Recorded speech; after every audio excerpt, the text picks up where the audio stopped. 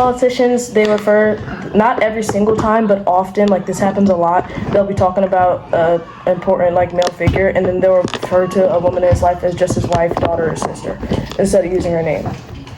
Yeah, but that would happen for famous women too. I don't know what Nancy Pelosi's husband's name is. I think that goes both ways. Like the famous women, you don't know the guy. Who knows? That's fair. You know the famous person. Even if they're like, what if they're like talking about her accomplishments and they're like, oh yeah, Joe's wife did this.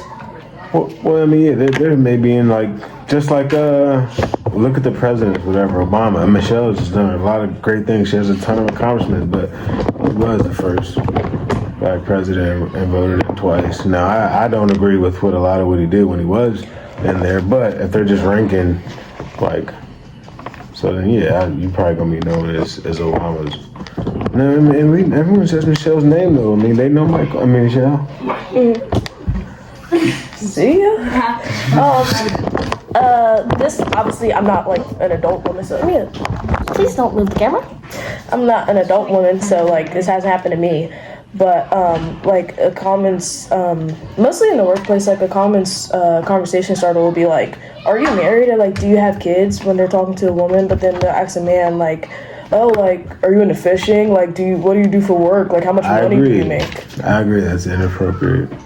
College when you bring up at work or something like that. That is first age. That might get you. You might lose your job doing something like that. Right? Yeah, it's like you shouldn't do that.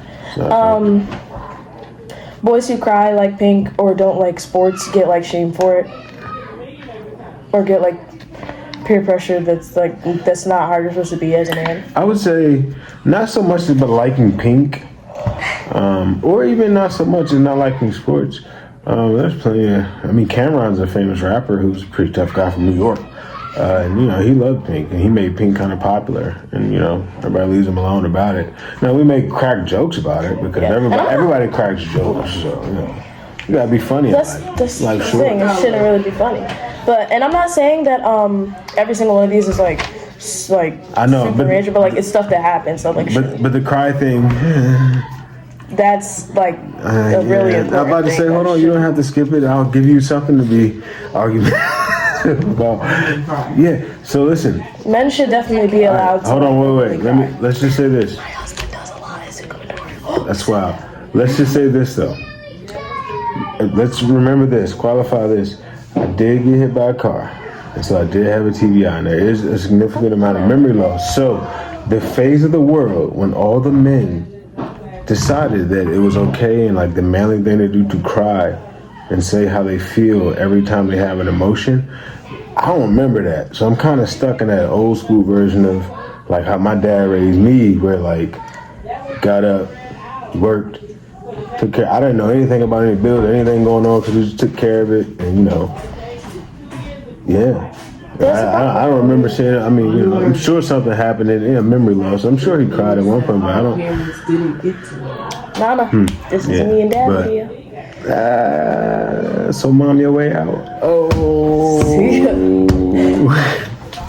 What was I about to say?